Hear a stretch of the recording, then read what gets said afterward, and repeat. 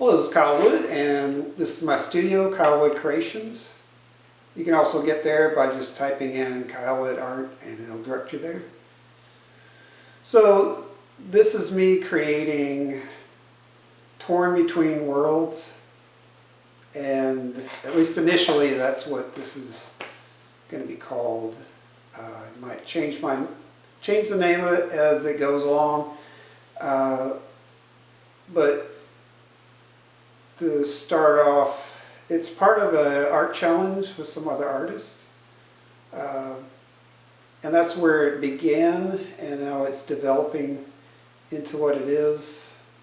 So I had the idea in my head, still do, it's more defined now, but I was originally going to do some sketches, preliminary sketches, and figure things out, and then transfer that onto the board, and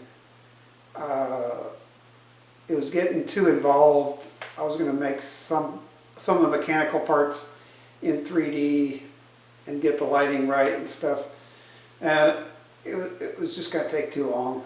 It would have been a cool direction to go with it, but to really keep the style that I have going right now and not get completely crazy different and take forever on this, I just decided, you know what, I've got the idea in my head, I'm just going to put it on board. So I got my number 2 pencil and just started putting the detail down.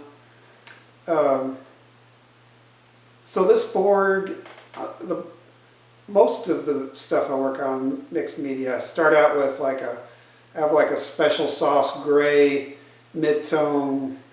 I've started out with other colors, but gray seems to be a nice one to start out with, and then it lays down like almost a paper texture, so I can use my pencil on it. So I'm starting out with graphite, and then of course it gets a little smudgy, so I have to be careful, but get down the basic idea and information, and then I'm going back with black and white colored pencil.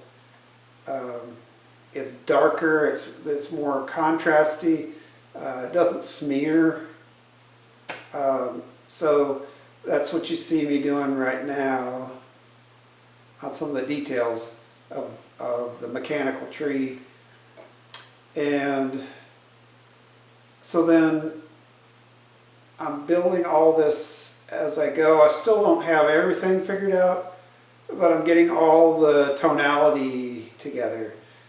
And once that is together, I'll decide what direction to go, because my original idea was to make it black and white, but just like these orbs, the tree, or it's really one tree, but it's kind of 2 separate worlds. One where it's mechanical, one where it's organic, but these orbs will be like glowing and giving off light. And so I was going to have the color only really be in certain areas that I wanted the eye to go to. But that may change, because I kind of see the skies being completely different, as far as like one's real deep blue, and then the other one's more gray with minimal clouds in there. But like it's a completely different reality. It's not the same place. So this beam that separates it, you'll see it come down, and I'll bring it a little closer. So it separates, it goes all the way through, separates, and then there's this doorway where all the answers are to why things are like they are. And